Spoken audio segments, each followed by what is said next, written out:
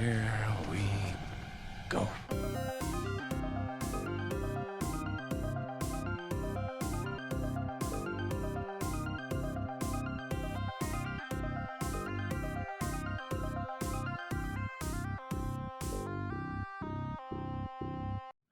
That'd be amazing. That'd be super awesome.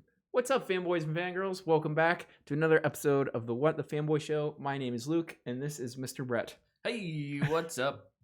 I'm not beautiful today. No. Just Mister. Nope, just a mister. And I am okay with that.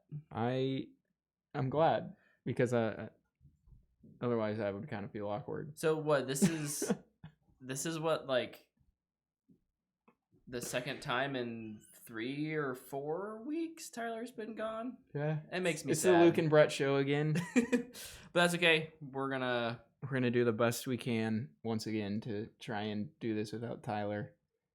Our fulcrum in the middle holding us down, keeping us balanced.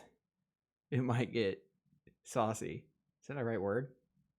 It could get interesting. I'm tired. I'm hoping it gets interesting. Let's do it. I need to go to bed. Tyler, come here so I can go to bed. Oh my gosh. All right. Well, Ouch. let's be careful. There's a I'm leg not there. used to sitting so close in the middle. I of this. know. Let's talk about Vegas. our week. What'd you do this week? Well, I watched the Chiefs scare me to death and Yes, come back for a win. That was fun. that is absolutely true. Play of football is in full effect, and I'm totally here for it. Go Chiefs! Go Chiefs. The wrong way. I had a very emotional weekend with football Oh yeah. because the 3 teams that I cheer for regularly are the Chiefs, Mm-hmm. yay, and then the Packers, yay, but also Seattle. Oh, so I was like, it's gonna be bittersweet no matter what because You watched that game with zero emotion. You I just- really did. It was just like, okay. Well, Mm. even in like, Stephanie wanted to watch an episode of The Witcher, and so it was the start of the 4th quarter. I was like, I'll just watch the score on my phone, so I watch the game cast. And then you started watching The Witcher, and you're like, But it just wasn't. It wasn't ever interesting enough to switch back. Unfortunately, Seattle didn't. they didn't Didn't come back from couldn't- 24-0 to score 51. exactly. What else did you do? Sorry, I rambled. Well, something that I did finally, it was a video game that came out last year, and unfortunately, I got really sidetracked with playing other things and watching other things, and then I forgot about it, and then I just forgot to keep playing it. Yeah. It was a good game. Good game. Good. It's a good grape. Is it? Good gravy. It was good. Yeah. Sounds like it. Clearly, left an impression. I finally beat Red Dead Redemption 2. Nice. Holy crap, what an amazing game. I stopped eating and taking care of my horse and bathing, and that was just in real life. Oh, yeah. That was also I could play Red Dead Redemption 2. Eating and bathing, fun fact, not necessary to yeah. live, I guess. So. Yeah, I just hunkered down for the weekend, and then Sunday night came, and I was like, oh, I should probably eat something. No, I stopped doing all the kind of pestering side stuff that is not necessary in the game. Yeah.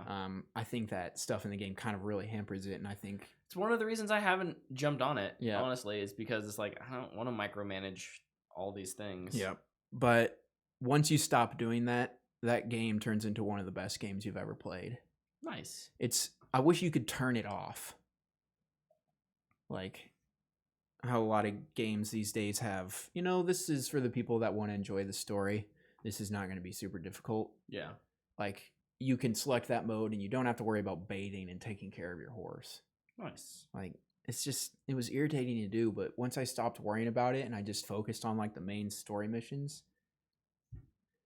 I hit the point on Sunday where it's like I have to beat this game now. And it was so worth it. I was up pretty late last night playing, so that's why I'm tired today. But what a great game. I'm so mad that I just got out of the swing of it and couldn't get back into it because it's such a slow paced game, especially the first half. Yeah. Like the first half is like it's more of a actual Western. It's like here we go. We're slowly taking part in the story. Yeah. And then the end of Act 3 happens, of 6, and it just, woo, like it's a roller coaster. Martin Scorsese would love it. That's my new favorite scale now, by the way. The Martin Scorsese. The Martin Scorsese roller coaster scale. Is this an amusement park ride Martin Scorsese would enjoy or not? He loves roller coasters, right? That's what I got from that Marvel so. article. Okay, yeah, I think I read that right. No. If Martin Scorsese were at an amusement park, he would be in like the diner that has like an interactive play type of thing to go along with your meal. He'd be at the Bluegrass Festival show taking part in the amusement park. Participating. Yes, Yeah. we're at Silver Dollar City right now. That's where we're at. It's been a while since I've been to Silver Dollar City. Yep. Go back there. I was just there this summer. It was fantastic. They got Nice. some nice new coasters there. Ooh. Anywho, I think I gave that game originally a fanboy worthy. Mm-hmm. I think I'll stick with that. Yeah. And it could tiptoe into Booyah area. It's so well made. It's just those little things that are gonna really bother people, and also just the controls are, I think they're kind of bad. Yeah. Anyway, I also watched Ready or Not with you and Tyler. That's right. And Stephanie. Yep. That movie was wild. That was fun. Once again, Martin Scorsese would love it. That was. It's not super high on my list in terms of like Quality, I guess, of but like filmmaking. it is like it's so fun. I don't know. I enjoyed it way more than a bunch of other movies this year, so Me too. it was a good time. I think it's like right in the middle of my list. Yeah. But I mean, out of 56 movies, I think that's pretty good. Yeah, So, somewhere in the 20s. but yeah, that was a lot of fun. I thought the main girl was super good. It's funny, but it's also got those kind of fun jump scare moments to make it a horror movie. Yep. I'd recommend that. I give it a fanboy worthy. It's a lot of fun. What about you? I finally watched Detective Pikachu this weekend. Oh my gosh. That Cute was little Pikachu. it was a cute little movie that was probably not worth my time. And you'll never watch it again. Nope. I'm exactly the same. I was like, 'cause I hate Pokemon. I think it's stupid. Whatever. Tweet me. I don't care. At him. I've never been able to be interested or care about it. I went and saw it, and I was like, you know what? That wasn't as bad as I thought it was going to be. Yep. But I didn't think it was that good. Nothing wrong with that. I liked it more than The Irishman. Yeah, well, there you go. I also so Switch had a big sale on games. I don't know if it's That's still right. still going on. So Forgot about that. maybe if you have a Switch and you're like, I haven't played my Switch in a while, I want to, or I'm looking for something new to play. Yeah. Go head over to the e-store.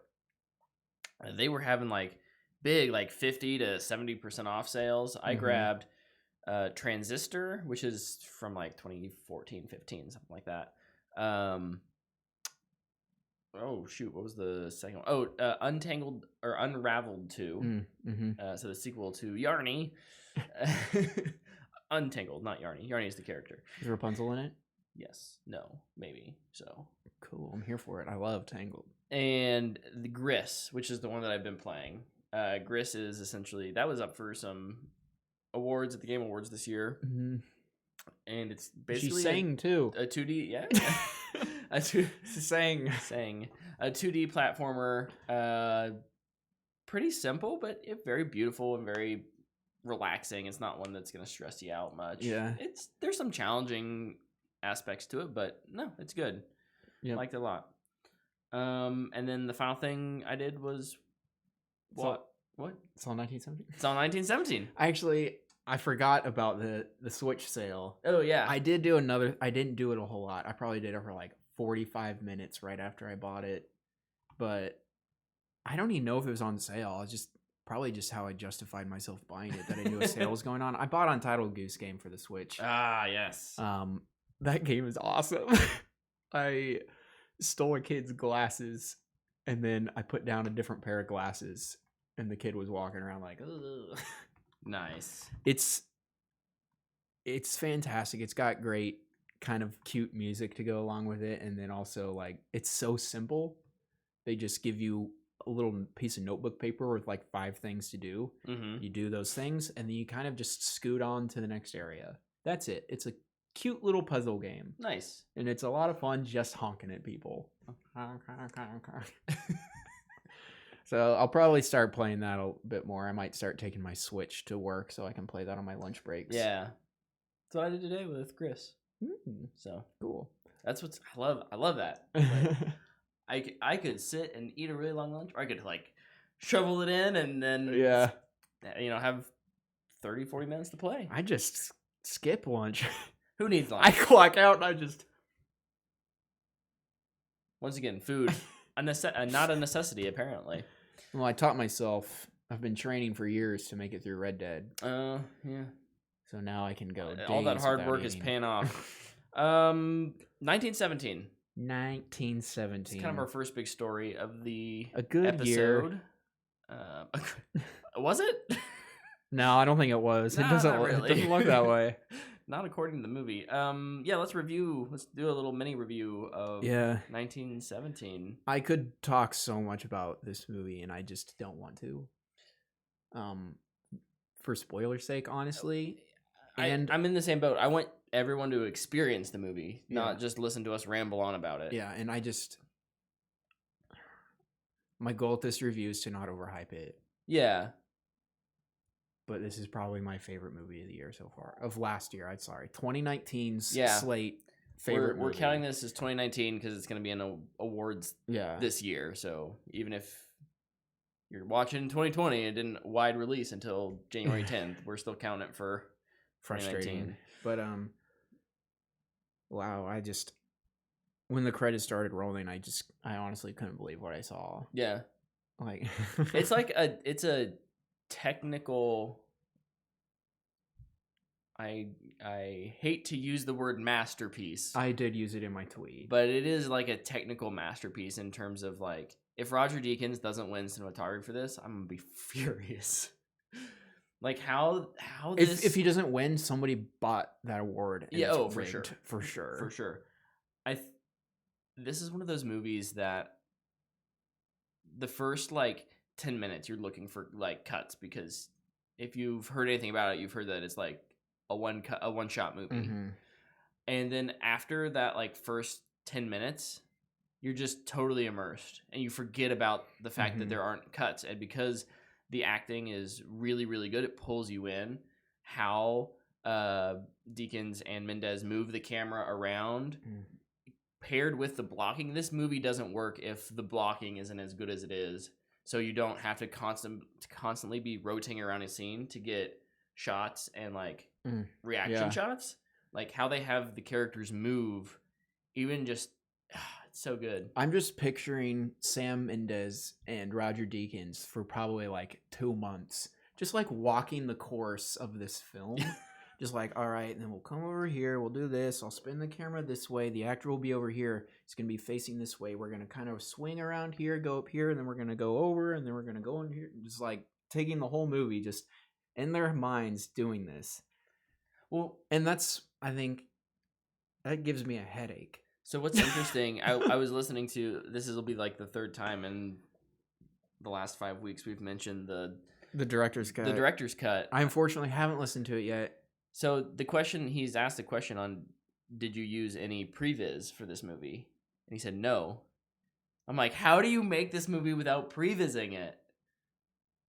But yeah, he said like we had our ideas, we kind of mapped it out on paper, we drew storyboards, but they didn't touch previs because he did previs on James Bond and he hated it. So he's like, I'm never doing previs again.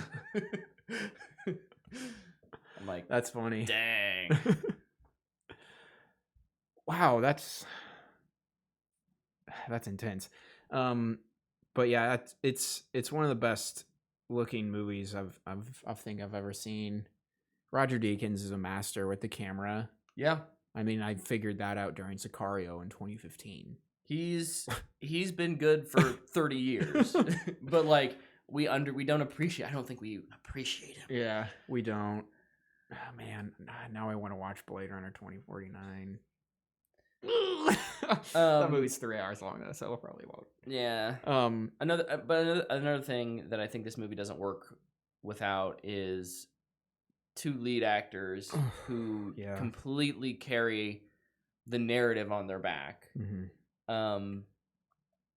There's not just exposition dump in this movie. It's all really cleverly woven throughout dialogue. Mm-hmm. My goodness, I feel like there wasn't wasted dialogue. Like nothing was wasted when he's talking about the metal. Yeah, like it's so important what he's talking about, and like oh my gosh, I'm afraid I'm gonna say too much, and I don't think it's really even a spoiler. It's just, well, it might be. I might accidentally lead into something. Don't say anything. But just like there's so many shots at the beginning of this movie and just throughout that I didn't even think about until maybe today. Yeah. And I'm just like, that's why they showed that. The more time I have to process it, the more I appreciate. I need to see this movie again. Like I was talking to you at church and I was like, man, I really wanted to see Rise of Skywalker again. But I need to see 1917 again. I feel like just a couple times through the movie, there's just moments where I'm going, oh my goodness. And I'm just so awestruck by what's happening with the camera. Yeah. That I get distracted by, I'm like maybe not listening as intently as I should be. Yeah. And, or focusing on other things like a small, like something in the background or a picture on the wall or just something small like that. Yeah. And those things matter in this movie. Everything is so precise in this movie. Down to the rats. Like oh my gosh, yeah. One of the things I'll say that it wasn't a disappointment. I just felt like it's how do I want to say this? It's the consequence of doing this kind of a movie, I guess. Like if you're gonna go for a one shot, you go for a one shot, right? Yeah.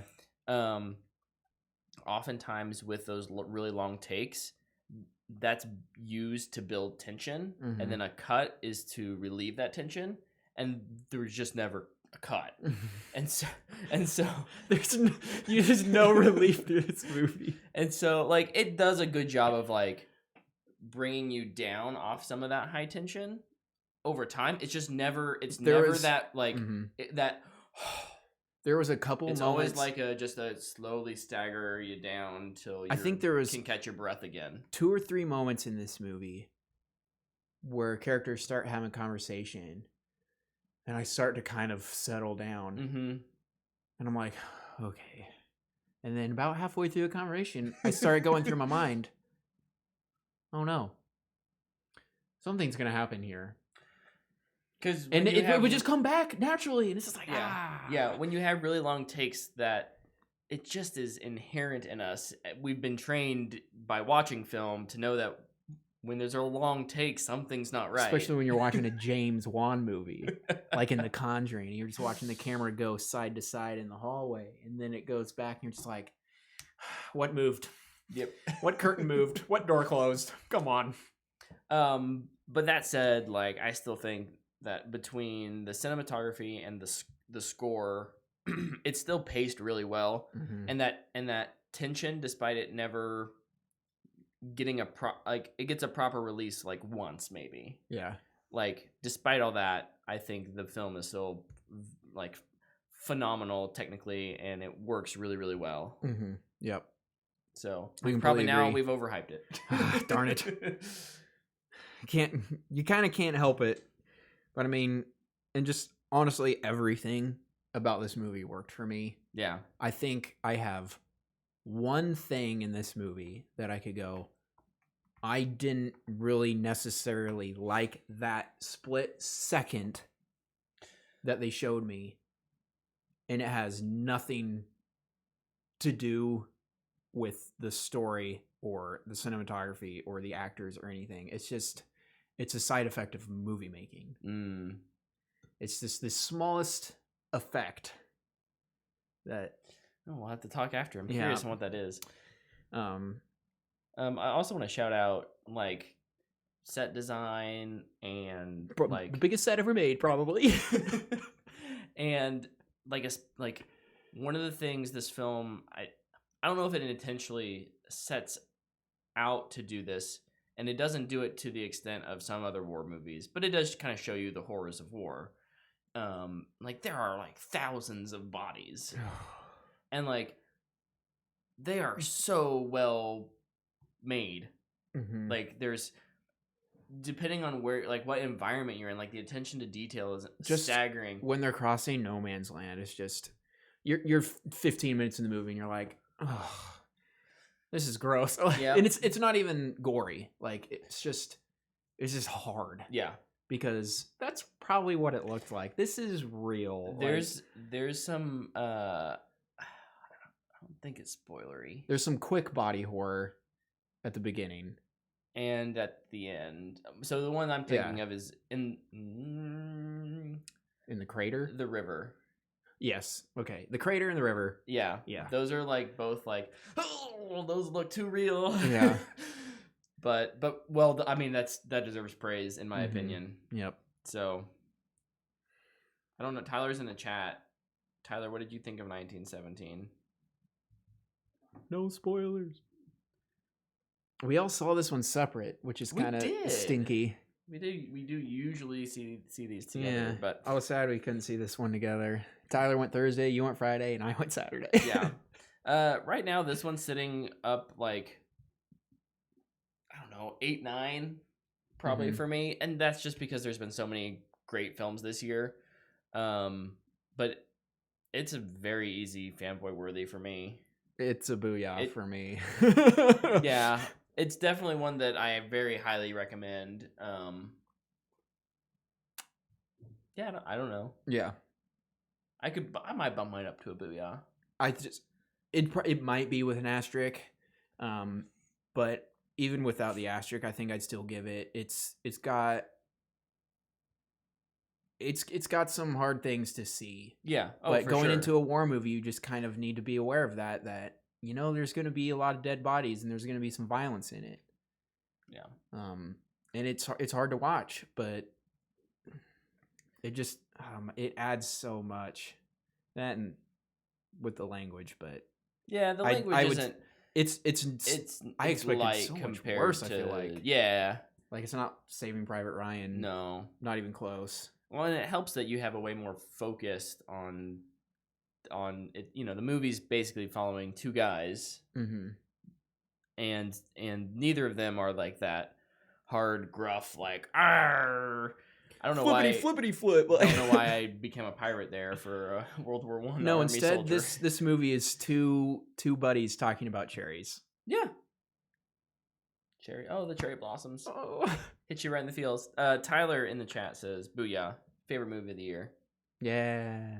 So, I've like I said, with time, this keeps going up for me. Originally, I had put it even lower than where like it was out of my top 10, and it's creeped into my top 10. I think on a second viewing, it might bump into top 5. This dude, my list changes every day. I have rearranged my top 10 list every day for like the past 6 days, maybe. Yeah.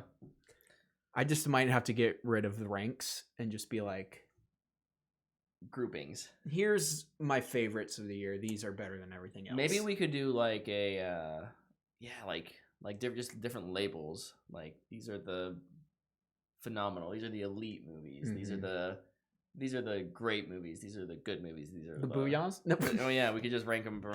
no, because I might put Fanboy Worthy above Booyah. Sometimes. Like was that last year? When did Blade Runner come out?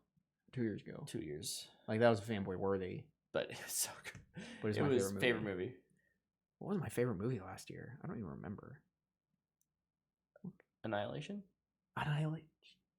Oh, but man, my list has changed from that year. It's Spider-Man Into the Spider-Verse now. That one was on like 3 or 4. That was great. Okay. I think that's our 1917 review. We highly recommend it. highly recommend it. News? News. Oh no, that's Womp womp womp. I need to get I need to get some sound effects on our. What's this button do? No. Trailers. What do we got? We got two, a right? Birds of Prey trailer early in the week. That was good. Yo, I'm hyped for this movie. The more and more I see of it, the more excited I am. Screw the haters, man. Bring on Birds of Prey. Let's do it. I'm excited. We got to see Black Mask's mask, so you can stop complaining about that. We saw Black Canary's Canary Kai, so you can stop complaining about that. Man, we saw a lot of good stuff in this. Plus, it looks like a lot of fun. Margot Robbie is a fantastic actress. Yeah. In case you didn't know. I'm really excited for it. I think it's going to be a lot of fun, if Agreed. nothing else. Agreed. So. Yep, totally. So fun. We also then today got our first trailer for Morbius. Woo. If you don't know what that is, welcome to the world. No one knew what this was until today. I knew what it was. Okay, well, some of the hardcore Spider-Man fans knew, I guess. So Morbius is Sony's next anti-hero movie in the same vein as Venom. So, but the big reveal from this trailer is that this is a Batman movie. it's the Joker versus Batman. This is Joker 2. Sorry, Jared Leto's Joker from Suicide Squad. As soon as the bats were coming out of the cave, I was just like, "Oh my gosh, this is Batman! Oh. This is a Batman origin story." No, but it's we got confirmation that, or I won't say confirmation. Sony and Marvel have been like, yeah. But when Michael Keaton's The Vulture shows up and there's a Spider-Man poster on the wall, you take that as a highly likely. This is almost confirmed that this is taking place in the MCU. I disagree. You don't think so? I've heard that take today, and I'm just like, I don't buy it. Who is Michael Keaton? It doesn't. Michael Keaton can still be Vulture. Sony still has the rights to him. They can use him without the MCU, without Marvel's or Disney's licensing team getting involved. They can, but that would be a bad idea. They are using here's what I'm thinking. I touched you. He punched me in the face. They're creating. So if we've got right over here, we've got the MCU proper cinematic universe. We've got Spider-Man, who's kind of hanging out over here on the side, right? I'm swinging my webs. And then there's Venom over here, which is in its own little over thing. Here in the toilet. And Venom's like, I want some of that pie. And so he grabs Spider-Man and is dragging him down, and all of the characters were with him. No. So that Sony can cash in on that MCU connectiveness without actually being in the MCU. I think this is a splinter cinematic universe. I saw a tweet today, and it was like, so they're going to put Spider-Man inside of Morbius's movie. Yeah. And they're going to meet, and then they're going to put Spider-Man inside of, or they're going to put Blade and Spider-Man in the same movie, and then Tom Holland and Spider-Man is going to go, oh, another vampire. And that's it. That's going to be the only mention. I think what we're gearing up towards here, I think we'll get Keaton in this one. I don't think we'll get Spider-Man other than the posters and maybe a post-credit scene. I think they're going to surprise us. And then I think they're building up to it for sure. And then in Spider-Man, we know the next Spider-Man is still being co-developed with Marvel. So I think that's still going to be its own thing. Mm-hmm. But once that movie happens, I think we're getting Sinister Six with whoever else they can throw at us. I've been seeing a lot of people saying they think Sinister Six is going to be the bad guys for the next Spider-Man movie. I think, and maybe this was the whole why Marvel didn't want to. We're just like, okay, we'll cut ties because we don't want to do that. But maybe they've talked them into it. I don't know. I just don't see how you get Marvel to spend more money, because again, Marvel does not make money off of Spider-Man movies. Mm-hmm. Full stop. Yep. That, it's not worth their investment in terms of except for when it is in terms of good, when it's an end game, right? Yeah. So the fact that I guess I don't see why Marvel would put any resources into a Sony exclusive property when all they're making money off of is the toys and how many people are buying. I mean, maybe people are buying Venom plushies. I don't know. Do they come wet? Ew. Like Venom looked. Nah, Venom, but anyways, Venom looked. What okay. what did you think of the trailer? I mean, this kind of. Man, I thought it looked like Venom. It looked like Venom. I just got Venom vibes. This was like a less wet Venom. Yeah. A less CGI'd. A more Batman-y Venom. Yeah. It's like, hey, we can be a little lower budget because better practical effects. We don't have to go full CG monster. Less CGI poop monsters, please. Thank you. But yeah. But I will have my doubts until I see it. But you know what? That didn't help with Venom. No, I had all kinds of doubts for that movie. I don't have real high hopes for it either. Here's hoping we get surprised.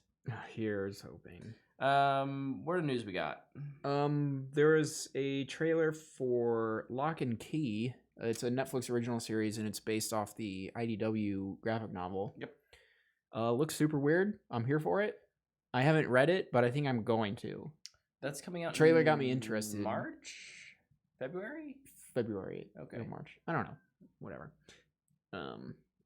But this got me interested, and I kind of looked up more about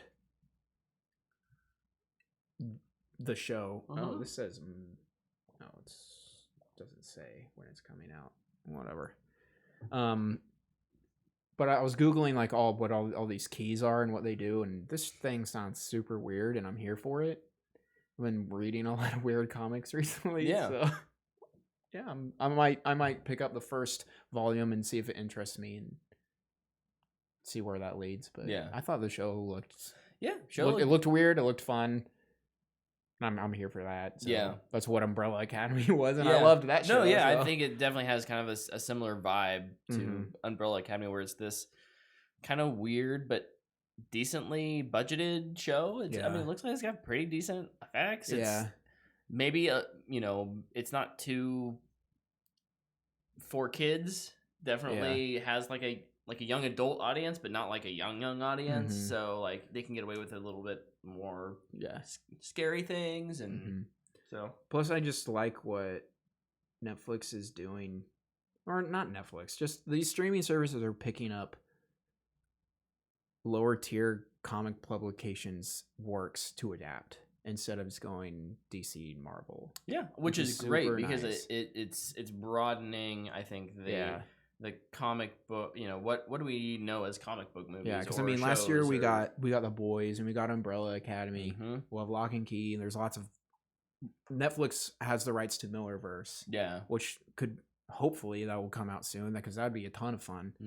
But it's nice to see other companies get their due instead of just these two large corporations kind of going at it. Yeah, so I appreciate that. Was there any other trailers? Not that I have. Okay. We had a teaser for Westworld Season 3. I still haven't watched Season 2. We got that release date, that sweet release date, March 15th, baby! I was going to guess the 16th. I was so close. Oh, you were close. But you were over. And if you're over, you lose. You're out. Should have been under. Should have been gone with 14. Bring it on, Bob. I'll fight you like Adam Sandler. We also got confirmation that a Silence of the Lambs sequel series is in the works. I don't know who this is for. Cancel it. Luke, who is this for? I don't know. It's not for Jodie Foster. It's not for Anthony Hopkins. So. We don't need... I don't know. Cancel it. Order Yeah. the pilot, make it, pay your actors, your writers, and then hopefully the network goes, nah. Nah, we tried. Ooh. What other TV news you got? TV news? I break mine out, man. Sections. I don't think I have any other TV news. All right, here we go. Rapid fire. Seth MacFarlane signed a $200 million deal with NBC Universal. So stepping away from Fox, who he's been with for a long time. Is that that's Family Guy and ugh, so hard pass. I think this is just NBC working on their content for Yeah. Peacock. Peacock. Speaking of Fox is apparently interested in a Firefly revival. See what I did? I wore the Bring Back Firefly shirt. It's too late. It's gonna. I love Firefly. It's fantastic. I think it's too late. I think they're gonna ruin a good thing that they had. Here's what I want. Because I do kind of want this. I want it to be set 30 years after Serenity. Give me a new crew. Maybe bring back Mal. They find the Firefly ship or something. Right, exactly. But Okay. let it be its own adventure. Or the Serenity. Yeah. No, yeah, Serenity.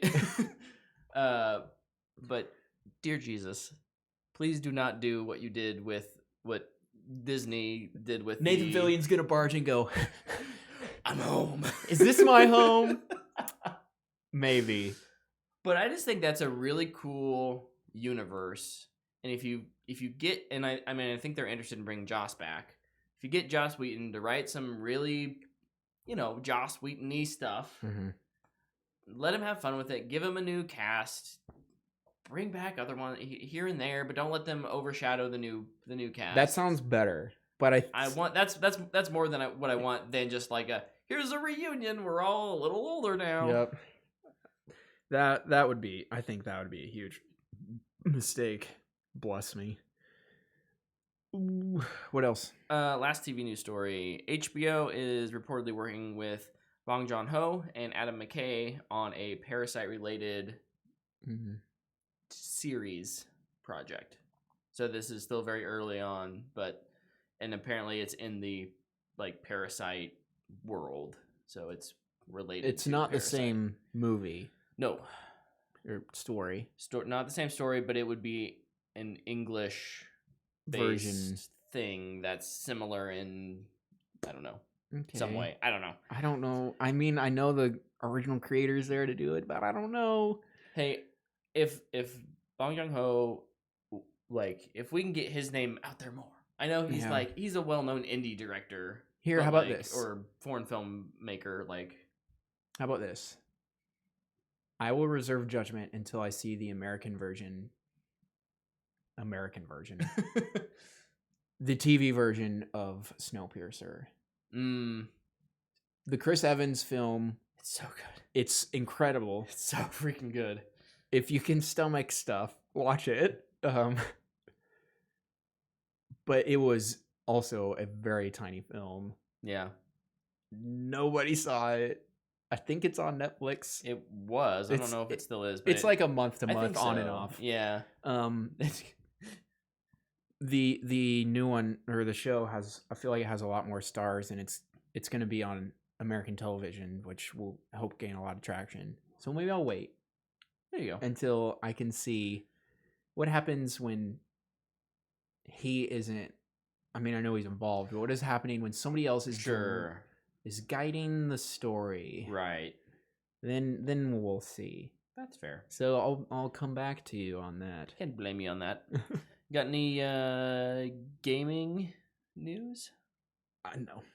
Well, I guess I'm just the news. You're the master news today. guy this week. I forget about video game news, honestly. There wasn't much. So we know that today it was revealed that PlayStation won't be at E3. They'll have their own little, and that's not a surprise. They weren't there last year either. Man, they blew all their money on those flutes and guitars, and they're like, we're not doing this again. Everybody hates us. So they'll have their event. Right. I don't know if it's been announced, but probably right before. Tyler in the chat says that Mr. Tyler, who should be sitting right next to me, says there's new Pokemon DLC coming. Cool. I assume for Sword or Shield. Which one? Both? It will be both, I think. It's probably exclusive content to each one. Probably. I don't understand them. We also I'm with you, man. I don't I don't get Pokemon. Don't sell me one half of a game. I mean, it's the same game, but I think it's just like that initial beginning. Let me pay $10 extra to give me all of the Pokemon. Don't make me buy another $60 game. Sorry, Tyler. I know you love that game. That's kind of funny because you play a lot of Destiny. Destiny doesn't sell me a half-baked, not half-baked. Not half-baked. They literally sell you 3 games. I'm walking it back. What do you mean they sell me 3 games? They give... Destiny gave you nothing. They changed everything with all the DLC. Destiny 2, they gave you almost nothing. And then here comes the DLC where it's like, okay, this is worth it again now. And now Shadowkeep comes out. But the difference... And it's like 1/3 of a story again. But the difference for me is that they're not saying, you know, if you buy this version of Destiny, you get these things, and if you buy this version of Destiny, you get these things. And yeah, you can trade them if you have the same, you know, if you have friends or whatever. Like that's what I'm upset about, is that I just don't... It's not even that I'm upset. I just don't understand why people are like, I'm going to buy Pokemon Sword and not get the Shield Pokemon. I don't think they're that different. No, I know. No, that's the problem, is they're not that different. But they're making you pay another $60 unless you have a friend. No, I don't think so. Tyler, am I wrong on how that works? The only way you can get certain Pokemon, the exclusive Pokemon for Pokemon Sword, if you have Shield, you are locked out of those Pokemon unless you trade them with someone else. So you gotta make a friend, as opposed to paying $60 3 times for one shooter. Let's move on. Okay. Microsoft is talking about their next gen exclusives. This is a quote from someone. Mr. Xbox Mr. Booty. I don't know. Mr. Booty? Yeah, Booty. I didn't get his first name. I love it. As our content comes out, and this is about Xbox or Microsoft specific, like first party games. As our content comes out over the next 2 years, all of our games, sort of like PC, will play up and down the family line of devices. So okay, that makes sense. So like you'll be able to play the new games on Xbox One consoles and like Halo Infinite. Yes. Okay. Correct. That's good. We want to make sure that if someone invests in Xbox between now and when Series X comes out, they feel that they made a good investment and that we're committed to make content for them. That is good. Yeah. Especially if that might push me into... It kind of pushes me a little towards PS4 again, but I'll probably start leaning back towards Xbox again just because, I mean, it's a long way away. But yeah, well... So a lot of people... Knowing that I can build up those funds just a little bit longer is kind of nice. Yeah. You can spec out for that real nice version. No, I hear a lot of... The Series X2. People talk about how like, oh, this is so bad for Microsoft. They don't have any exclusives. How are they going to sell consoles? Consoles, full stop. Consoles have never made game companies money. They are always a loss. You always make your money on software. So if Microsoft, this is a good business strategy. If they can get people to buy their games and then over the course of the next 2 years, eventually get people to upgrade, that's good business for them. Having 25 million units off the bat is just a big hole in their pocket. It's kind of like with movies. Yeah. And box office and snacks. Yeah, exactly. They're going to make... They don't make... 20% of the box office goes to the actual theater chain. So, okay, I've talked a lot. You got any other news? I got a bunch of movie news. I do have some news. All right. And it's going to make you sad. Oh, I'm ready. We were talking about this kind of in the beginning of the week. Scott Derrickson, because of creative differences, has left Doctor Strange 2. He will still be an executive producer, but he is no longer directing. So, Marvel, they are cowards. Not willing to make a scary movie. Gosh dang it. This pisses me off. I know, I'm just getting worked up. I'm just getting started, baby. Throw something. I want to see you get angry, Brett. Oh, there's still liquid in there. I thought you were going to throw it at me. Don't throw it at me. Throw it over that way. Throw it at Marvel. They're over there. No, this is really frustrating. Here's the deal. being kept on as an executive producer, he's not involved in this movie. That is a honorary title that's given probably because he's worked on it already. He's worked on it. They're using roughly what he's probably already created because they're not changing the release date. Yeah, they've already announced that they're not changing I mean, that might change in the future, but as of for now, they're just looking at a new director to come in, take over the script, and actually shoot it in a less scary way than Scott would have, as far as I can tell. Yeah. That said, now I'm really excited to see what Scott Derrickson has planned, because I'm way more excited about him as a director than Doctor Strange. Doctor Strange as a yeah. Doctor Strange is fine. He's good, but I would. And this is Let it out, man. Just vent. Do it. I think Phase 4 in the MCU had a huge potential to be very diverse genre-wise. I think you had the opportunity to make a really cool espionage movie with Black Widow. I absolutely don't think we're getting that from the trailer that we've seen. I think we had a cool opportunity to have a horror movie. Even if it's a light horror movie, it doesn't have to push R, but it can still be scary. Like find those genres that generic Joss Whedon action isn't, and make that movie, because that's way more interesting than seeing 13 versions of Guardians of the Galaxy. That's why I love Hashtag in rant. I'm so proud of you, Brett. Tyler, New Mutants is gonna suck too. Let the hate flow through you. Actually, I am kind of excited for new. We mentioned this last week. I am kind of excited for New Mutants because it looks like it's at least playing with leaning into that genre. I'll go see it just to support.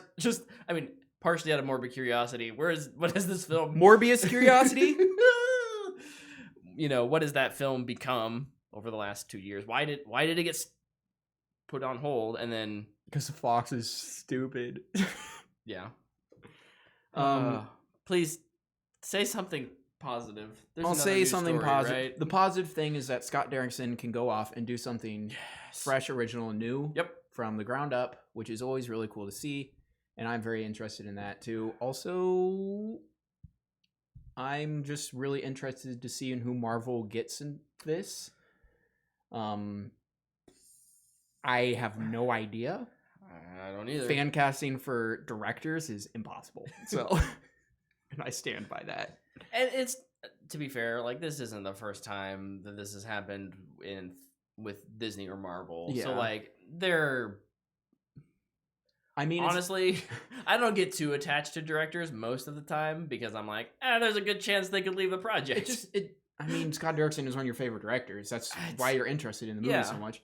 And if all of a sudden the news for Dune comes out, Denis Villeneuve isn't going to do this. Nope. I don't care about that movie anymore. Nope, don't care. Unless they get Christopher Nolan or somebody. What kind of freaking twist would that be? It's the reason I couldn't make it is because I decided I needed to do more research for another sci-fi I want to do, and I have to actually go to the moon. Well, okay, Denis, that works, I guess. But no, it's unfortunate that it happens. I heard some people saying that he wanted to really dive deep into the nightmare dimension. Yeah. And wanted to do some crazy stuff. And Feige he stamps his hand down and he set or his foot down and he goes, "No, we're not doing that. We're doing this." Yeah.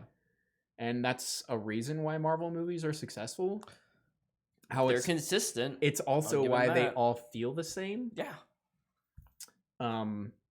That's also why I love Winter Soldier, because that was the first one that was different. Yeah, that was the espionage movie. And that was the movie that makes you go, "What?"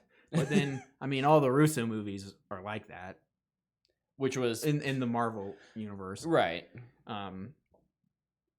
But I hope they don't turn this. I hope they don't go in a Taika direction like they did with Thor. That would be the worst possible decision you could make. Yeah, it would. I'm just trying to think of who directed Ready or Not. Do you remember? can look it up real quick. Maybe if they were a young up and comer, maybe shoot for them, because that movie was funny and it had scary moments in it. Tune that down to a PG-13. That should be fine, I think. Or is it somebody? It's 2. Oh yeah, sure, that works. That's what they did for Captain Marvel. Everybody else seemed to think that movie was fine. Maybe if you're kind of looking at horror directors, maybe get like a Fede Alvarez or something. I think he did Don't Breathe. Have him. You could tune it down to PG-13, and try and work in between that horror and also Marvel assembly line. Yeah. Maybe he could do that. I don't know. It's tough to know what somebody's willing to budge on or not to make a Marvel movie and probably make a ton of money. Right. True. Okay, I've got a happier news story. Nicholas Hoult has joined the cast of Mission Impossible 7 and 8. Oh yes, that's awesome. Bring Bring on those movies. Oh my gosh. I was kind of bummed when he didn't get into Batman. Yeah. We were all like, oh, maybe he'll like. I still would not be surprised if he shows up. That's somewhere. true in some fashion, but like this is cool. Mm-hmm. Like, yeah, he's a good actor. So now that his time as an X-Man is over. Yeah. Yeah, that he's really good. That would be a lot of fun. Neutral story, I guess. The Flash. Andy Muschietti was talking about Flash, and it's still gonna be Flashpoint.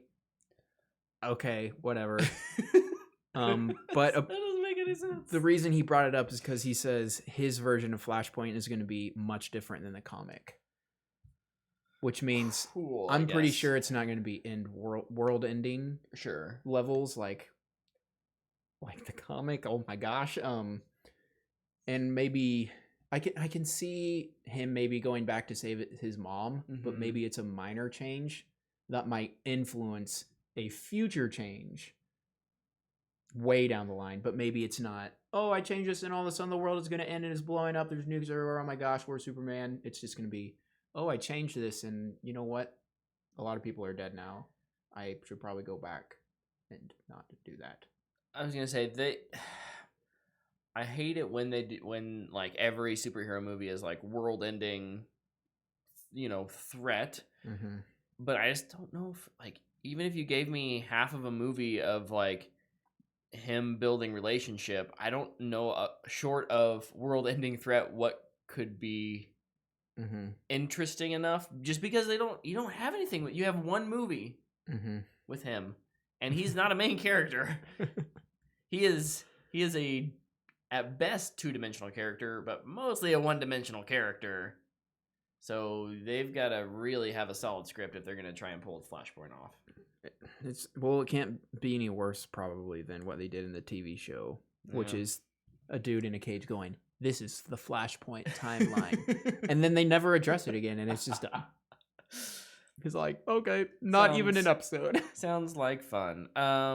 David Ayers was asked this week about some of his projects, and apparently Gotham City Sirens is on hold. I didn't know that was even still in the works. Yeah, I guess. I thought that was canceled a long time ago. But he is still working on. I didn't write this down. Bright 2. Bright 2. Did you see Bright 1? Yeah. I never watched it. It has a way cooler premise than it is a movie. So most movies? Most movies, yeah. It's like most movies? It's like most movies. It's like, oh, I like that idea, but it was trash. It's straight to streaming. I don't find it for free. Yeah. Okay. Yeah. Borrow somebody's Netflix account. Well, I have Right. Netflix, so I guess it doesn't really matter. What else you got? All I have left is Oscar noms. Okay, I got two quick things. Hans Zimmer is taking over scoring No Time to Die. Dan Romer, who was going to be the composer, left because of creative differences. More creative differences. Wonder what happened to the guy who's done the last 4. I don't remember his name. Man, I love his Skyfall soundtrack. It's so good. It'll be interesting to see how Bond this feels versus how Zimmer it feels. My guess is it'll still feel very Bond. Yeah. But Zimmer's good. I feel like the Broccoli's kind of have they just have control over everything. They're like, Zimmer walks in and he goes, this is what I have for James Bond. Tell me if you like it. It's just a nope.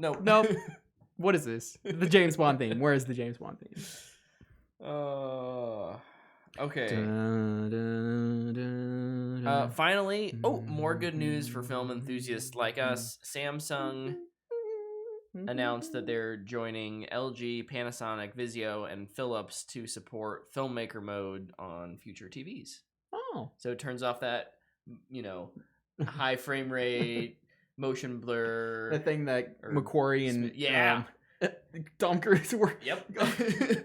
Tom Cruise has changed the industry for good. Good job, Tom. In a good way. Good job. Not that he Scientology. Has it in the past, yeah. That was the end of news. Kind of. Well, yeah. So our last news story is going to be our final topic. The Oscar noms were dropped this week. The internet is abuzz in opinions, of course, as always. So we figured we'd just kind of go through these and share what we thought, and who we think. Who's our favorite? I don't know if we want to do maybe we do predictions when Tyler's here. Yeah. But maybe like what are our favorites, and then who are some people that who got snubbed? Because there's always some snubs. Of course. You want to lead us? We starting at the top or wherever? the bottom? I'll scroll to wherever you go. What side are you on? I put him on my dock, fool. Oh, that's too much I am typing. Prepared. Copy paste. All right, I'm just moving down the list. Copy paste, then. reformat. Best picture. Okay. Oh no. Okay. No, I don't want you to have to go. No, it's right there. Okay. One of us is gonna have to scroll. So. You did so much work typing all that though. I went to collider.com and clicked the link. You didn't go to fanboy.com? No, we don't have an article. Don't go there. I mean, do go there, but we don't have an article about it. Yeah, go there. Read our reviews and listen to our podcasts and watch our videos and stuff. All right, best picture. Check out our merch. Ford v Ferrari, The Irishman, Jojo Rabbit, Joker, Little Women, Marriage Story, 1917, Once Upon a Time in Hollywood, and Parasite. That's 9 out of the 10 potential. I mean, they go up to 10 noms. Do you have any snubs that you think? I need to bring up my list of movies. How is this not in here? Uncut Gems is the only one I think that I can think off the top of my head as I wait for this to come up. For me, yeah, for you. I would have had Uncut Gems in there, and I would have had Honey Boy in there. Honey Boy is the one for me. I would have taken out Irishman. Sure. Because I don't like that movie. Let's see, what else is it? Also, I would have put in Peanut Butter Falcon instead of Joker. I for the next probably couple weeks, as we talk about Oscar stuff and we do our own What the Fanboy Awards eventually. Yep. You're gonna hear a lot of Joker was so great. No. Oh well. It's all good. It's at a 67% around today. That fits perfectly with what we got going on right here. I don't think it's gonna win. Yeah. I don't think Joker's gonna win. It maybe deserves a nom just for the ripples that it made throughout the world, but I don't know. What do you? Who's your favorite? Who would you pick on this list? On this list, my favorite one is Ford v Ferrari. Boom. No, we were gonna agree on something for once. I forgot the movie came out this week. It's 1917. Yeah, it's so soon in my mind. Yeah, I forgot about it. It's 1917. I'm so sorry. I caught myself. It's all good. It's 1917. It's all good. Oh geez. Mine would be Ford v Ferrari. This whole week I've been anticipating saying Ford v Ferrari. Yeah. In case it got nominated, and then what do I see? 1917, and it blows my mind. So. That's fair. Honestly, I think these are all pretty good. I haven't seen The Irishman, so I can't comment on that. Joker, I think it maybe deserves a nom, probably not the win. But Mm. yeah, good list. What's next? Best director, Quentin Tarantino for Once Upon a Time in Hollywood, Martin Scorsese for The Irishman, Sam Mendes, 1917, Bong Joon-ho, Parasite, Todd Phillips, Joker. I would take off The Irishman. Yeah. I think the one on here for me that's a snub is Honey Boy with Alma Harrell. Yeah. That movie is just so good. Uh-huh. So good, and not only is it a testament to just the quality of the movie, but I think it's a testament to Alma's directing, that she can direct Shia LaBeouf, who's playing his father in a story about himself, and it works perfectly. So good, yeah. I would have definitely loved to see her on there. Yeah. I would have liked to seen her. I think Olivia Wilde could have gotten some credence for this one for Booksmart. Yeah. I could make the argument for James Mangold for Ford v Ferrari. And then the other one, less so probably, but I think it would have been really cool is Robert Eggers for The Lighthouse. Yeah. That movie, his time's coming. I feel like that would have been a nightmare kind of to direct. Yeah. Robert Pattinson gosh. and crazy Willem Dafoe on an island. They probably all are getting cabin fever. And then just like they didn't have a script. They just turned on the camera. And then just all the script choices and the cinematography choices like go into it. Yeah. Are so sure. unique, and it's a wild movie. Yeah. I think out of these, I still haven't seen Parasite.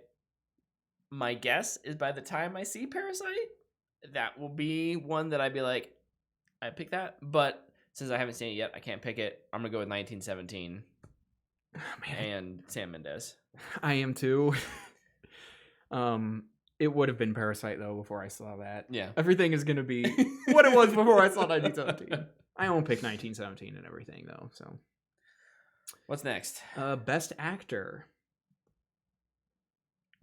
This is a tough year.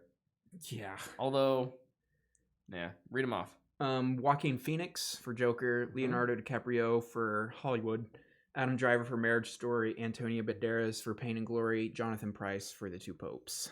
So I haven't seen Pain and Glory or Two Popes. Same. So I like Antonio Banderas is a great actor. Mm-hmm. I'm sure his performance was good. I don't know about Jonathan Pryce in terms of like how good was The Two Popes. I haven't heard much about it, which is why it surprises me that it's on the list. But for snubs, I know you got one that you really want to throw Adam out there. Sandler. Yeah, agreed. I think this is one of the few like actual snubs. I say that with reservation though, because I haven't seen those two perform in these films. So it's hard to go like, oh, this is an outright snub. How could they do this to the Sandman? But like, man, it sucks that he wasn't nominated. Especially now he's going to go out and make a crappy movie to get back at everybody for not nominating him. Bummer. The other one I'll throw out there was Taron Egerton for Rocket Man. Yeah.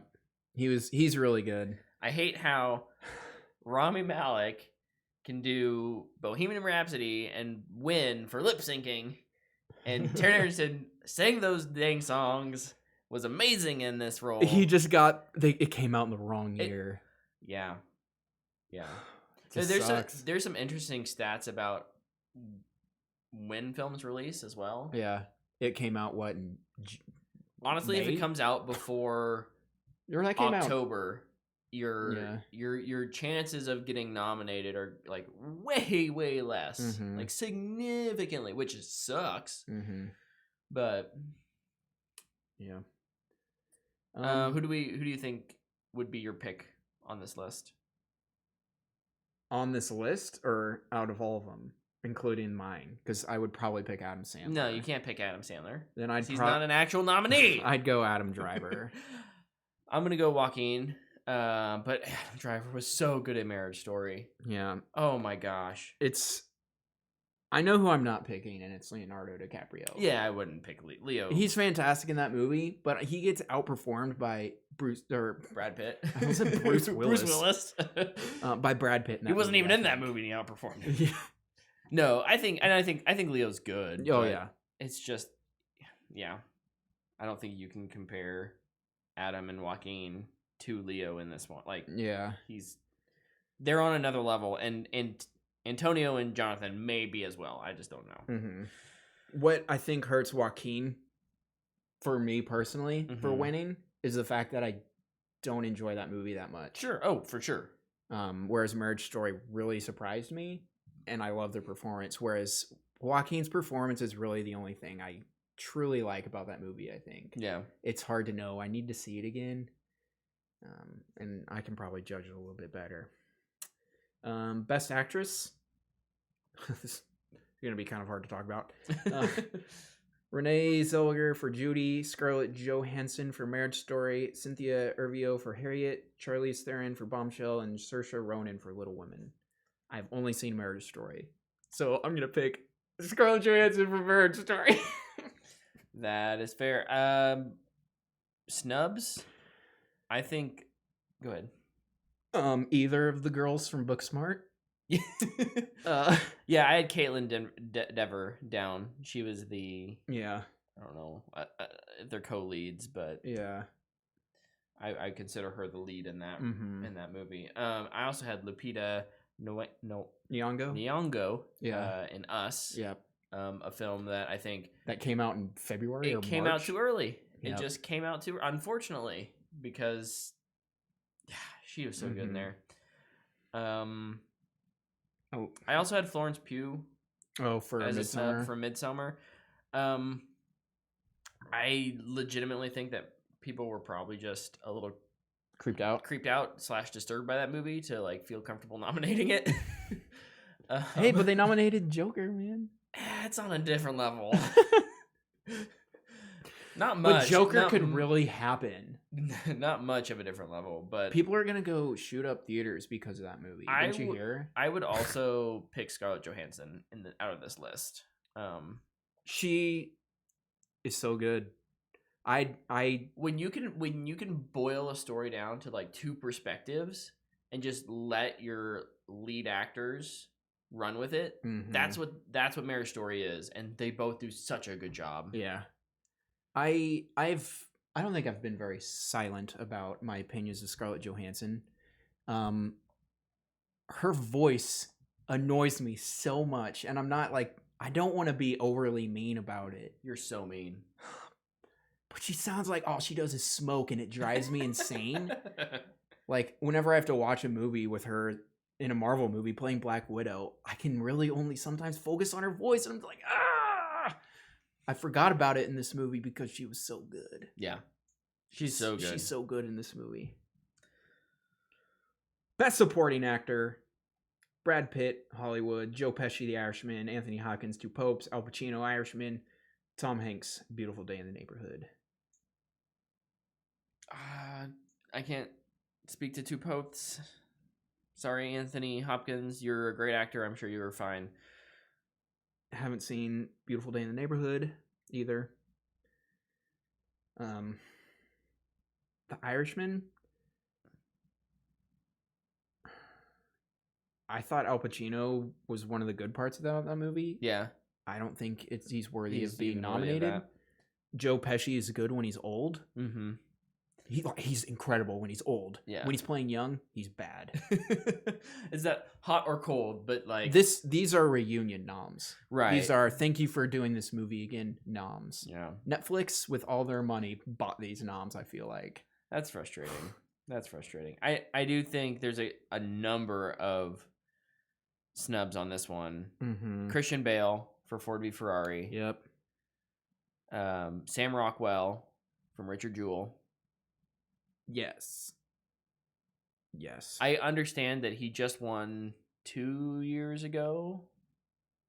No, the last 2 years ago for three houses, billboards. 3 billboards. 3 houses. 3 houses in Ebbing, Missouri. There's just 3 of them. So my guess is that they're like, it's probably not as good as. I mean, that's. Yeah.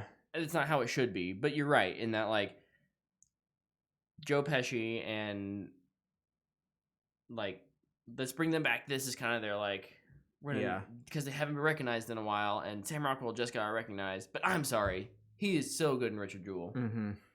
Yes, absolutely. Agree to both of those. Shia LaBeouf and Honey Boy or Peanut Butter Falcon. Either. More likely Honey Boy. Yeah. But if he doesn't get... like, he could have done it for Peanut Butter Falcon. And he's better in Honey Boy. Like, we had a Shia Sans? A Shia Sans this year, and it's completely being ignored. And it frustrates me. I need a movie with Shia LaBeouf and Keanu Reeves so I can have the Assances combine into one and get the best movie ever. Yeah, agreed. Put Shia LaBeouf in John Wick 4. Oh my gosh. So on this list, I'm going to go with Brad Pitt. Yeah, me too. I called this one when the movie came out, actually. He's so good. I said it when the movie came out, and I've stuck by it the entire time. He's really good in that movie. And like you were just saying about Best Actor, like, he steals the show from Leo. Mm-hmm. So, yeah. Supporting actress. Laura Dern, Marriage Story. Scarlett Johansson, Jojo Rabbit. Margot Robbie, Bombshell. Florence Pugh, Little Woman. Kathy Bates, Richard Jewell. I'm really kind of pissed at myself for not going to see Jojo Rabbit in the week we had. Right. Which is really annoying. It was here and gone. It's nominated for Best Picture. Thank goodness. So it will be back. Yeah. I honestly don't have any interest in seeing Bombshell, so I won't. Sorry. And I don't know. This was a great year for Florence Pugh and the Puissance. The Puissance. No, the debut. Whoa! Oh, yeah. I totally think she could win this. I think Kathy Bates is my pick, though. Kathy Bates is mine as well. She's so good, and in that press conference scene, you're just like, oh no, you're crying with her, man. It's so hard to watch. She's so good, Mama. Original screenplay: Once Upon a Time in Hollywood, Marriage Story. I'm not reading the names. Parasite, Knives Out, 1917. I don't know where this one's at on my notes. Google find or Control find. I found it. Oh, I should have known because it's the only one that Knives Out is nominated for. Your boy Ryan. Crime Against Humanity. That this is the only nomination. That said, this one's tough for me. This is a very good list. I don't think Once Upon a Time in Hollywood is as good as the others. It's good. I agree, and for me, this is too hard. I'm gonna give it Parasite. Yeah, personally, that's fine. Don't be. You look like you're saddened by that. No, I'm not saddened at all. I didn't pick 1917. No. The script for this one is so. Just honestly, the last four I read, besides Once Upon a Time in Hollywood, honestly, and it still is a good script, but they're so tight. So that's where Once Upon a Time in Hollywood, I don't think is as tight, but that's just Tarantino. Yeah, that's his style. The way he makes movies. Marriage Story is good in a totally different real life kind of talking. 1917 I think it's good. It's really good for the kind of movie it is, where again there's not a ton of needless exposition. It's all tied in really nicely to the script, but the second half of that movie doesn't have much of a script. And then the movie's carried by the actors. It's a lot of physical acting. Yeah. And then Parasite and Knives Out, super super tight on their scripts, and I love Knives Out. So the fact that Parasite's probably going to win in other categories, gotta give it to my boy Ryan.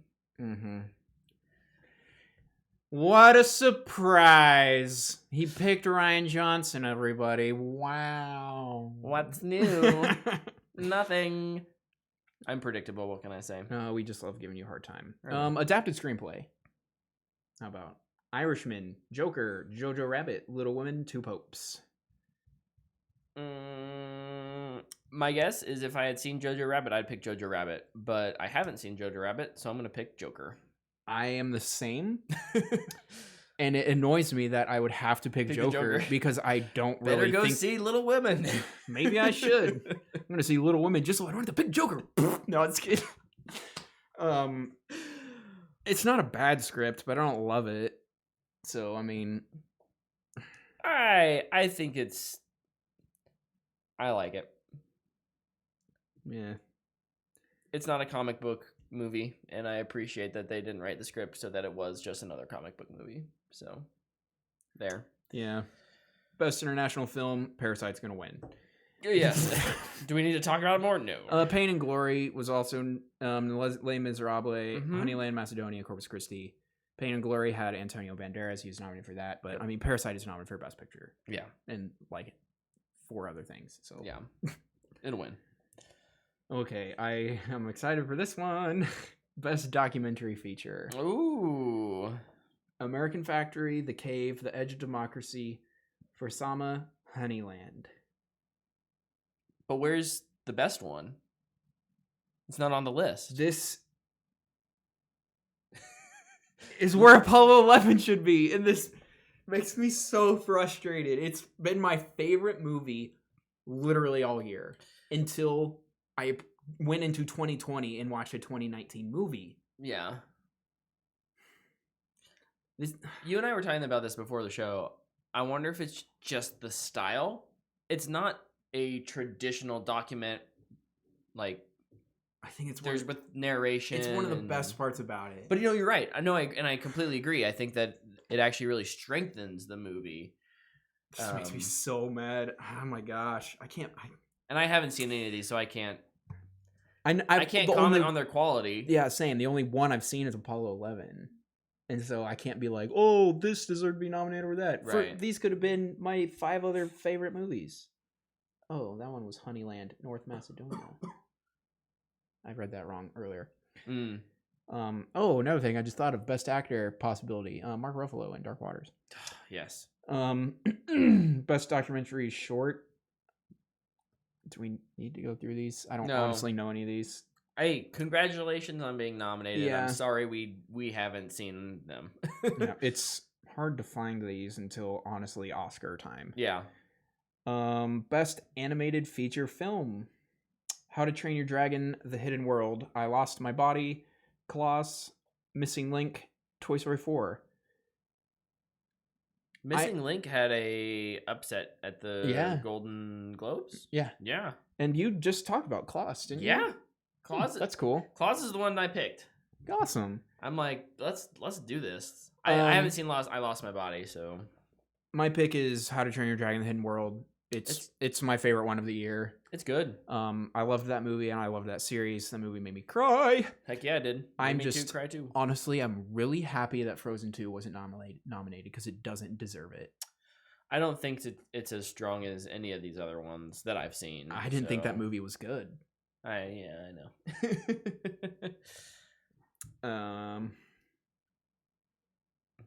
I wish I was not freaked out by claymation.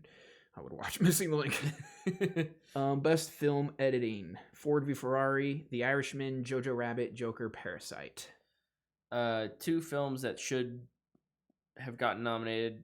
I don't know if at the cost of The Irishman or Jojo Rabbit or Joker. I don't know.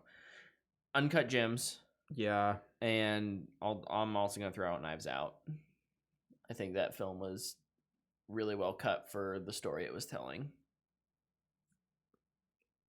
I don't know. Honestly, editing, I remember saying this last year in the awards we gave. Editing is so hard to judge because you notice it when it's bad. Right.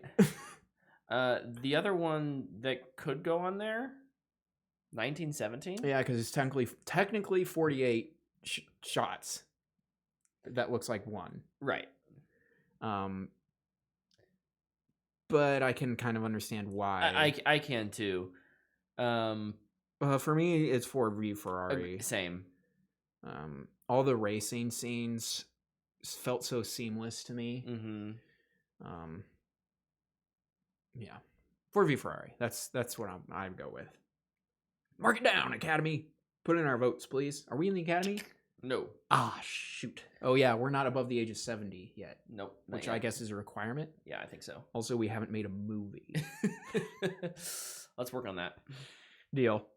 Cinematography: The Irishman, Joker, The Lighthouse, 1917, Once Upon a Time in Hollywood.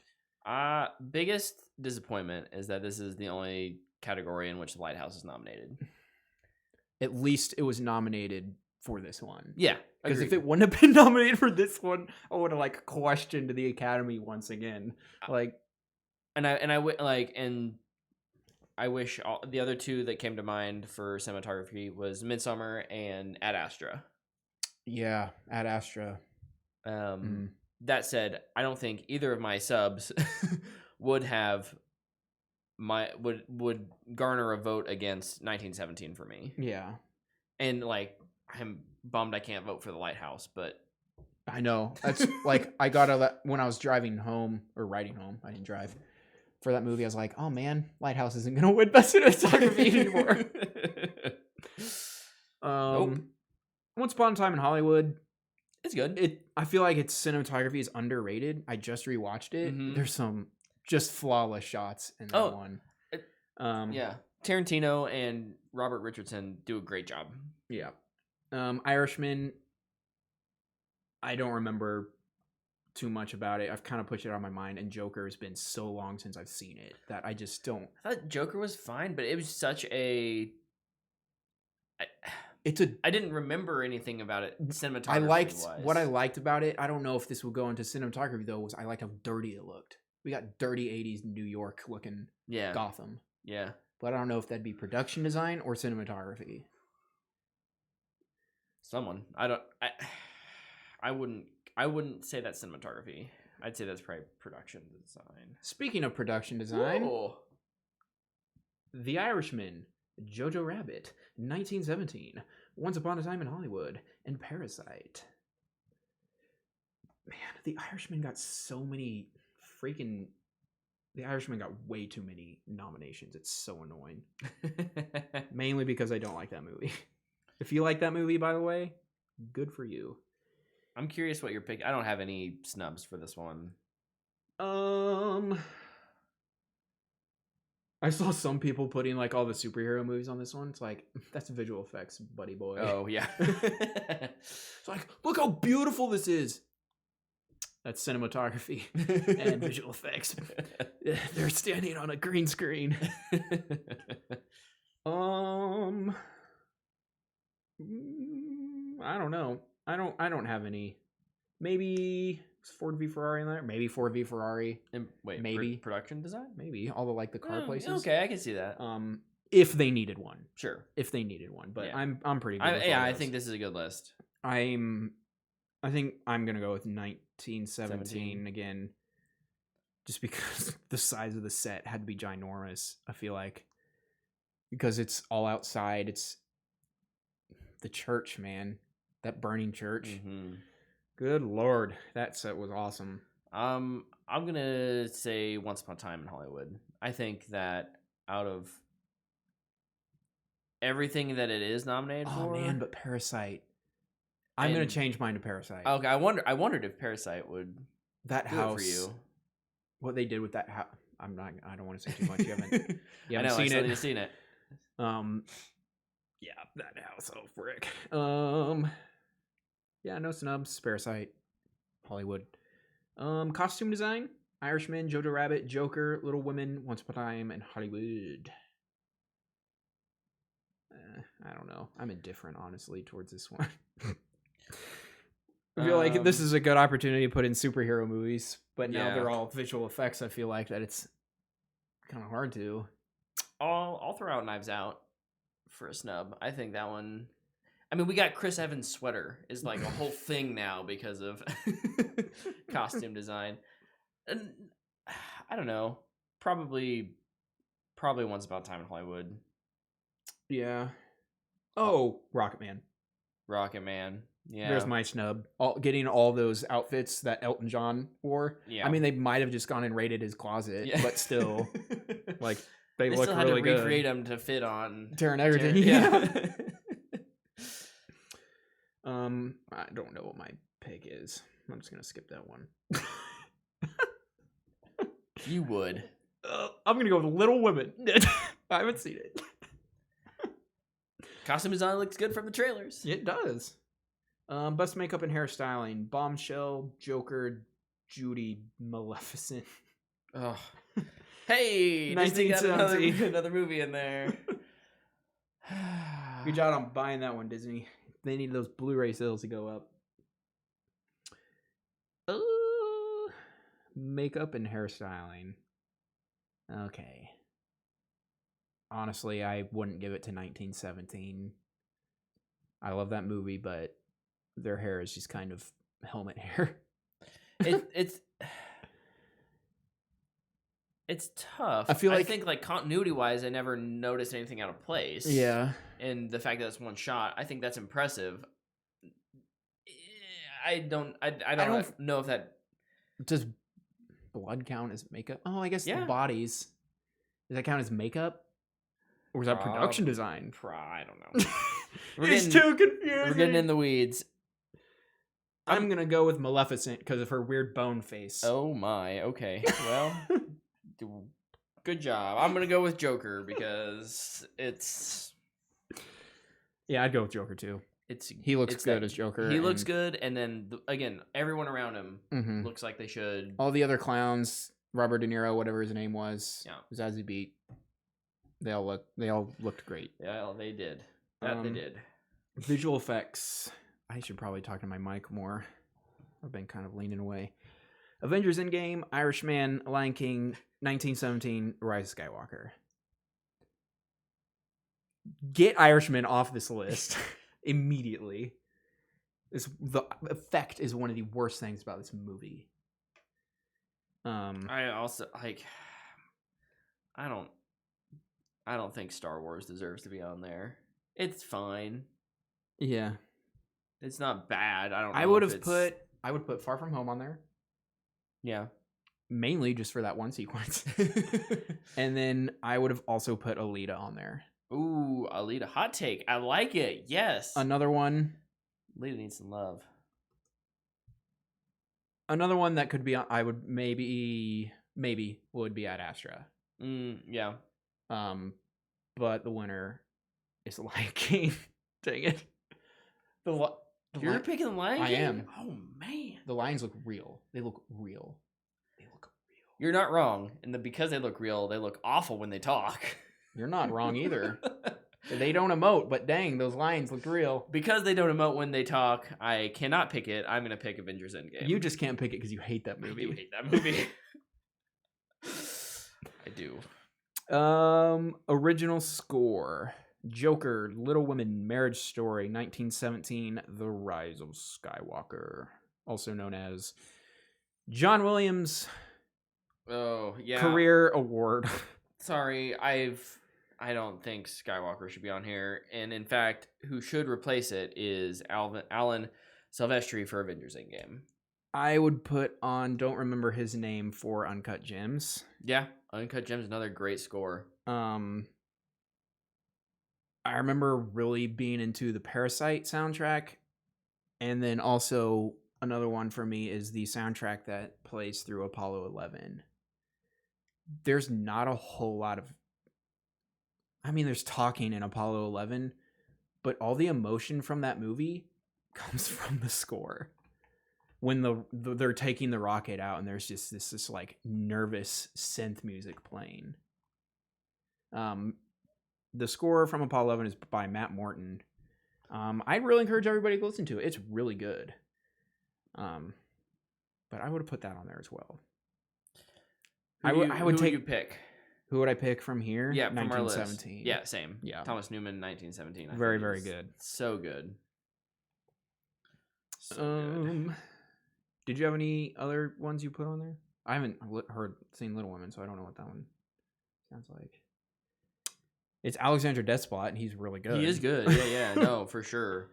And like I remember walking out of like Joker that next week and like talking to you about this, like you would listen to it. I feel like Yeah, that score gives me anxiety. yeah. So whether or not that's a good thing, it's certainly Same thing with Uncut Gems. right. It's like it doesn't have to necessarily be pleasing to be good. Mm-hmm. So yeah. No, I yeah. Yep. I'm good there. Okay. Best original song. I Can't Let You Throw Yourself Away. Toy Story 4. I'm Gonna Love Me Again. Rocket Man. I'm Standing With You. Breakthrough. Into the Unknown. Frozen 2. Stand Up. Harriet. Mm-mm. Claire loves that song. So I hear it all the time. I'm sorry. It's fine. I was not a fan of this new soundtrack that they did for Frozen 2. I thought it was an extreme decline in quality. So interesting. Also they did Panic at the Disco did the remix of it during the credits.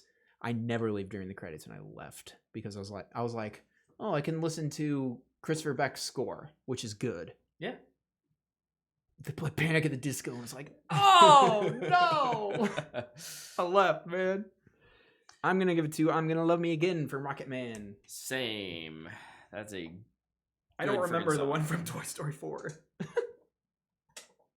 I don't either. Does the penguin sing it again?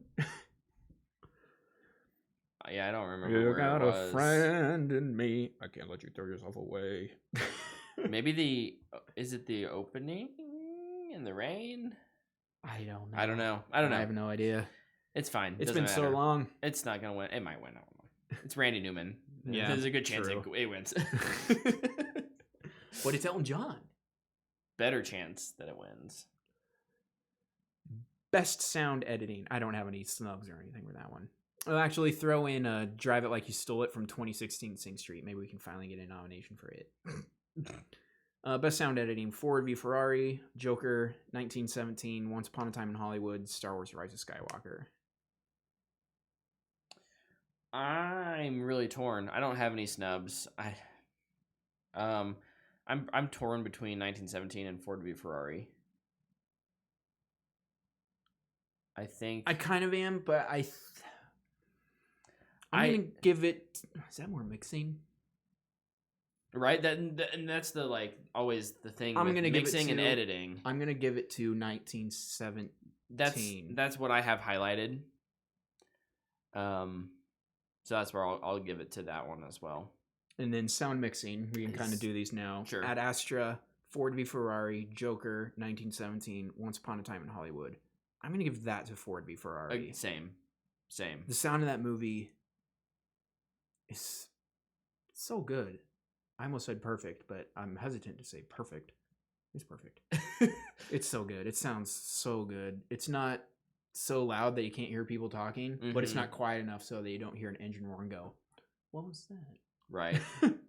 Like it sounds, it's loud and it's there and you it feel booms. a part of The it, seat rumbles from the sound.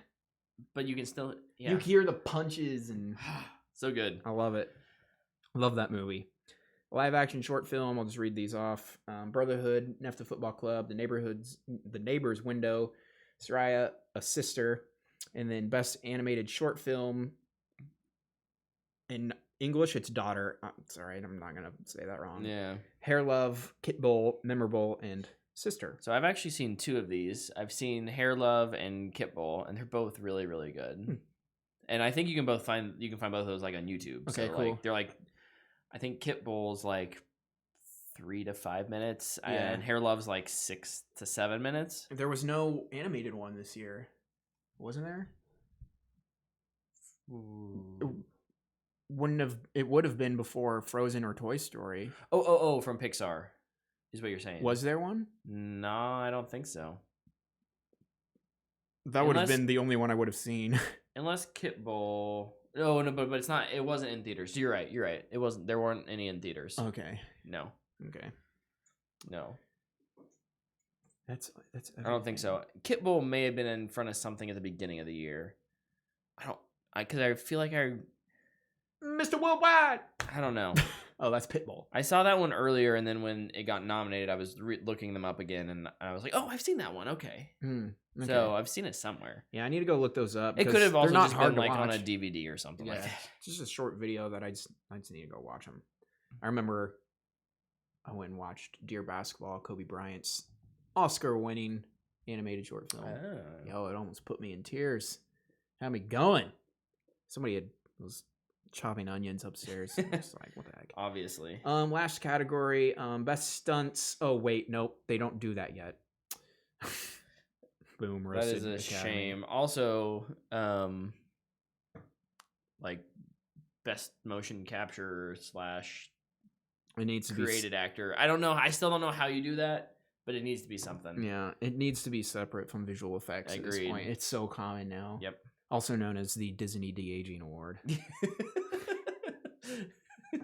all the nominations are just Irishmen. Oh. Was that all of them? That's all of them. Oh my gosh, I we're think it already was. through all of them. Good work, Luke. I don't think we had any fan box questions this week We did have one from a week ago. from a week ago because we totally forgot to talk about something last week You're right. in our preview. So, at Coach CD Danny Collins, he over on Twitter, in response to our episode on looking forward to 2020, we talked about TV shows, but we didn't mention any of the Marvel TV shows. You know what? I didn't remember Clone Wars either. I just completely Yeah. forgot Disney Plus in general. Yeah. So he asked, "What are your thoughts on the Marvel TV shows coming out?" I don't know what we're calling those. Are they just the Marvel shows? Like The Marvel, but there's other MCU Marvel TV shows, I guess. MCU shows. I There don't you go. So we've got next year is Falcon and Winter Soldier and WandaVision. yes. WandaVision I don't really care about. I think It's a cool idea. it's a cool idea, but I don't care about those characters anymore. Honestly, like they kind of got their closure. Like I feel like I have closure with them. Maybe not Wanda, but I don't feel like this is gonna bring closure to Wanda's story. I feel like I could move forward kind of what they're wanting to do with the Mysteries of Madness or whatever. The Multiverse of Madness. yeah, the Doctor Strange 2 formerly directed by Scott Derrickson was going to be like Scarlet Witch was going to be in it. It's going to be in it. Probably still is. Moving forward, cool. Going back to explore this relationship, don't care. Yeah. Vision is dead. I like Paul Bettany, but like yeah. Falcon and Winter Soldier, however, this has some awesome potential to be a really fun spy TV show, and moving forward with how Captain America is going to be handled. Yep. I think there's a lot of cool stuff that you can do with that. Also, Bucky and oh gosh, those two Sam together are so awesome together. So good. I'm really excited for them. Agreed. But man, that's embarrassing that we forgot about Disney Plus. I'm still more embarrassed that I forgot about Clone Wars Season 7. Because, I mean, I just finished it again. You should be embarrassed by that. I'm ashamed. I'm not embarrassed. I am ashamed. I'm a terrible Star Wars fan. Because I like The Rise of Skywalker. And you're not allowed to, I guess. I'm a worse Star Wars fan because I like The Last Jedi. It's tough. It's tough right now. There's just no Star Wars fans. You can't win. You're not allowed to like Star Wars or dislike Star Wars. Oh, well, I think that's our show. Yeah. Thank you guys for watching. Thank you for listening. Make sure you subscribe on your podcast app or over here on YouTube. And be looking out in the future because we're going to have our own awards stuff, kind of a fun little thing. Yep, next couple weeks. Should be a lot of fun. Video games and television and movies. It won't be nearly as... it won't be as in-depth. As in-depth as the Oscars are. And we also have more fun with it. We have way more fun with it. On my list, I threw in worst and most disappointing. Oh, of course you did. And I took off other things, like editing, because all of them. I can always so add it on though. real quick, we just want to plug some other things. We've got our Mandalorian TV talk season review is over on the feed. So whether you're on YouTube or on podcast, you can find that, as well as previously our Watchmen TV talk had not been on the pod. So that is now on the pod. Yes. You can enjoy our season recap of that. Yeah, listen to us talk about that. That's one of the best shows this year. If you're into The Witcher, Luke has a review up on our webpage, written review, Yep. over at whatthefanboy.com, where you can... It will give you some insight. I might do some editing on that. But still, I still am questioning my rating. Well, we're going to have a TV talk episode about The Witcher here soon, as soon as Tyler and I finish it, so you can go back and, No, I'll stand by it. It's all good. Until next week, find us on Twitter at whatthefanboy and Instagram. Thank you for listening. Thank you for watching. We'll see ya. Bye, everybody.